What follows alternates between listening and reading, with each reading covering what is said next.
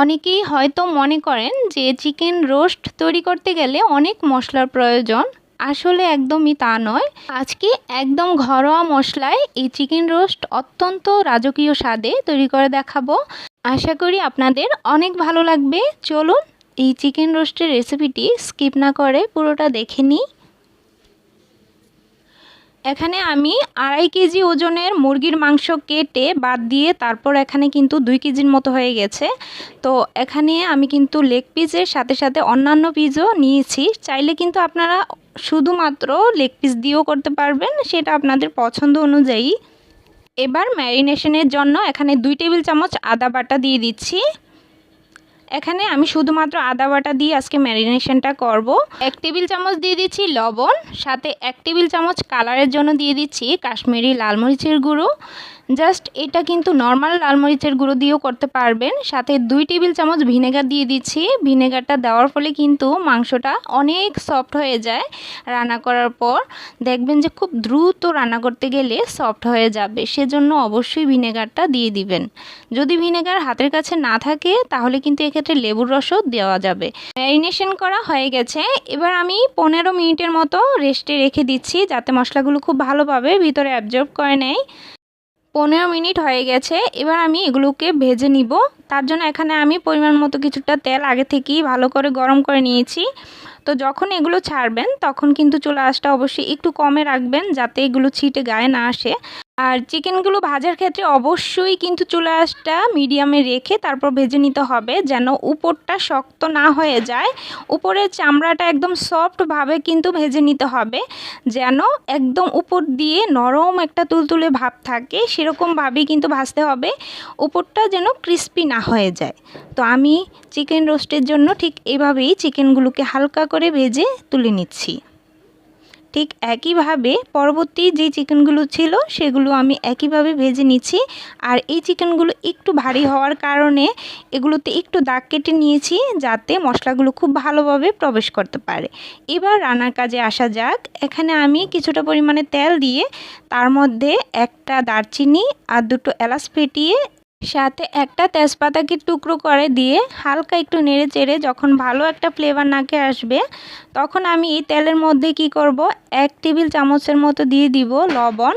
কেননা এই লবণটা দেওয়ার ফলে তেলের সাথে যখন ভালোভাবে মিক্স করে নেবেন তখন কিন্তু এই যে পেঁয়াজ বাটাটা দেওয়ার ফলে আর ছিটে গায়ে আসবে না। এই ট্রিক্সটা অবশ্যই কিন্তু মনে রাখবেন। এই লবণটা তেলের সাথে দেওয়ার চেষ্টা করবেন। তো আমি এখানে 1 কাপ পরিমাণ ভর্তি করে পেঁয়াজ বাটা দিয়ে দিচ্ছি। পেঁয়াজটা যতটা স্মুথভাবে বাটা যায় ততই কিন্তু ভালো, এর ফ্লেভারটাও কিন্তু দারুণ আসে। পেঁয়াজ বাটার সাথে 3 টেবিল চামচ দিয়ে দিলাম আদা বাটা, সাথে 2 টেবিল চামচ দিয়ে দিচ্ছি রসুন বাটা। এবার আমি রসুনের পরিমাণটা একটু কম দিয়েছি, চাইলে কিন্তু আপনারা বাড়িয়ে দিতে পারেন। সাথে আমি 4 টেবিল চামচ দিয়ে দিচ্ছি বাদাম বাটা। এখানে বাদাম কিন্তু কাজু বাদাম, সাথে কিশমিশ কিছুটা আমি দিয়ে ভালো করে ব্লেন্ড করে নিয়েছি।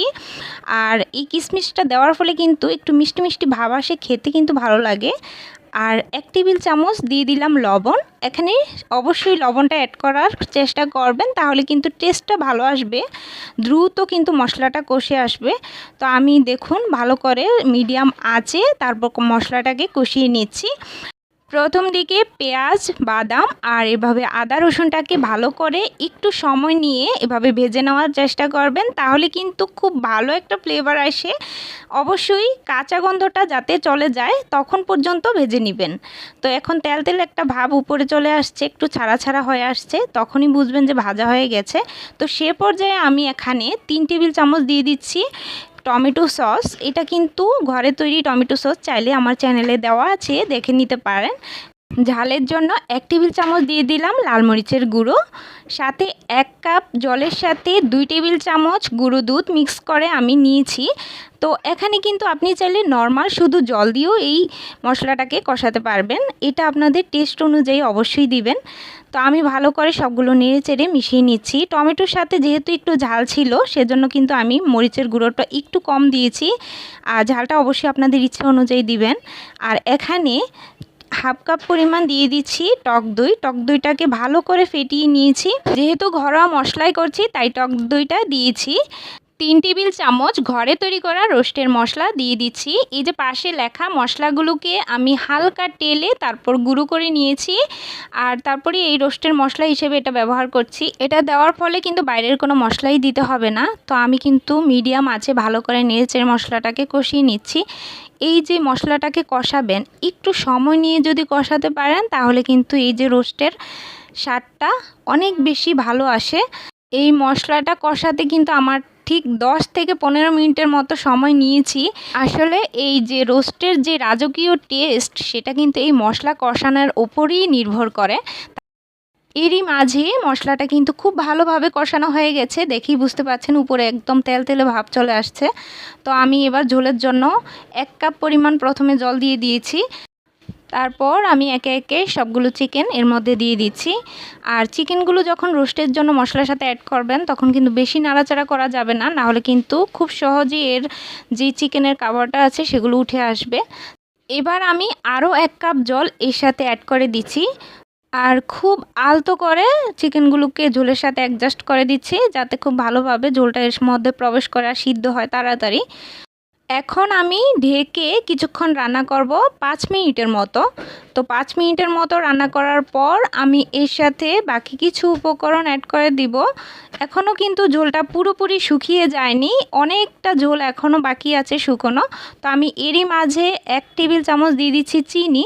চিনিটা কিন্তু দিলে স্বাদের ব্যালেন্সটা এত ভালো আসে, তাই রোস্টের মধ্যে একটু হলেও চিনি দেওয়ার চেষ্টা করবেন। আর এর পরপরই আমি এখানে 2 টেবিল চামচ ঘি অ্যাড করে দিয়েছি। ঘিটা দিয়ে একটু হালকা করে এপাশ ওপাশ উল্টে পাল্টে দিয়েছিলাম। তো দেওয়ার পর আমি কিন্তু এবার আর ঢাকবো না। তো আমি কি করেছি, এই মিডিয়াম আঁচেই অনেকটা ঝোল কমিয়ে নিয়েছি। এখন এর মধ্যে হাতের তালুতে একটু প্রেস করে পেঁয়াজের বেরেস্তাগুলোকে ভালো করে গুঁড়ো করে ছড়িয়ে দিচ্ছি। তো পেঁয়াজের বেরেস্তা কিন্তু আমি যে চিকেনগুলো ভেজেছি তারই আগে কিন্তু পেঁয়াজের বেরেস্তাগুলো করে রেখেছিলাম।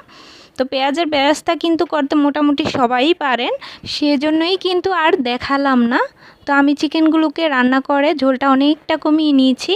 ঘরোয়া মশলায় কত সহজেই না রাজকীয় স্বাদ পাবেন, এরকম একটা রোস্টের রেসিপি আপনাদের সাথে আজকে শেয়ার করলাম। কেমন লাগলো অবশ্যই কিন্তু লাইক আর কমেন্ট করে জানাবেন। শেয়ার করতে কিন্তু ভুলবেন না।